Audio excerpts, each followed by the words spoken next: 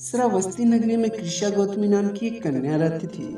गौतमी उसका असली नाम था। वह काम करते करते अक्सर थक जाया करती थी। जब गौतमी ने जवानी में प्रवेश किया तो फिर उसका विवाह हो गया।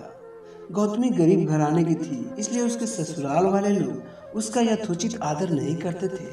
और फिर कुछ समय बाद गौतमी को एक पुत्र हुआ और अब घर में उसका आदर होने लगा। लेकिन होने को कुछ और ही मंजूर था। गौतमी का शिशु जब कुछ बड़ा हुआ और इधर उधर खेलने लायक हुआ तो विधाता ने उससे उसका पुत्र छीन लिए। फिर गौतमी ने सोचा, पुत्र जन्म से पहले मेरा इस घर में अनादर होता था और पुत्र जन्म के बाद लोग मेरा आदर करने लगे, लेकिन अब ये लोग मेरे प्रिय शिशु को न जाने कहाँ ले जाकर छोड़ देंगे। फिर गौतमी अपने मृत पुत्र को गोद में लेकर उसके लिए घर घर दवा मांगती फिरती थी और लोग ताली बजाकर हंसी ठहाके लगाया करते थे और कहते थे, पगली, कहीं मरे हुए की भी दवा होती है। फिर किसी भले आदमी को गौतमी पर बहुत दया आई। उसने सोचा, इसमें इस बेचारी का कोई दोष नहीं, यह पुत्र शोक से पागल हो गई है, इसकी दवा भगवान बुद्ध को छोड़कर और किसी के पास नहीं।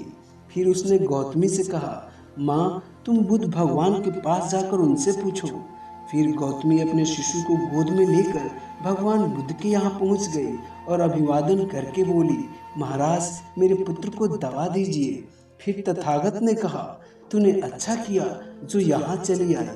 देख, तू इस नगर में से जिस घर में आज तक किसी का मौत न हुई हो, उस घर से कुछ सरसों के दाने मांग ला, फिर मैं तुझे दवा दूंगा। भगवान की बात सुनकर गौतमी बहुत प्रसन्न हुई और सरसों के दाने के लिए चल दी। पहले घर में जाकर उसने निवेदन किया, देखिए, भगवान बुद्ध ने मुझे आप लोगों के घर से सरसों मांगकर लाने को कहा है, आप लोग सरसों देने की कृपया करें। गौतमी के ये शब्द सुनकर एक आदमी झट से घर में से सरसों के दाने ले आया और गौतमी को देने लगा। फिर गौतमी ने पूछा, पहले ये बताइए कि इस घर में आज तक किसी का मौत तो नहीं हुई? यह सुनकर घर के लोग आश्चर्य से कहने लगे, गौतमी, ये तू क्या कह रही है? यहाँ कितने आदमी मर चुके हैं, इसका कोई हिसाब है? फिर गौतमी बोली, तो मैं आपके घर से सरसों नहीं लूंगी। गौतमी दूसरे घर गई, सब जगह उसे वही जवाब मिला। फिर उसने समझा, शायद सारे नगर में यही बात हो।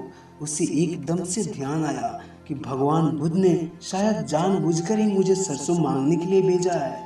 वह शीघ्र ही अपने मृत पुत्र को नगर के बाहर शमशान में ले गई और उसे अपने हाथ में लेकर बोली, प्रिय पुत्र, मैंने समझा था शायद तुम ही अकेले मरने के लिए पैदा हुए हो, लेकिन अब मुझे मालूम हुआ कि मौत सबके लिए है।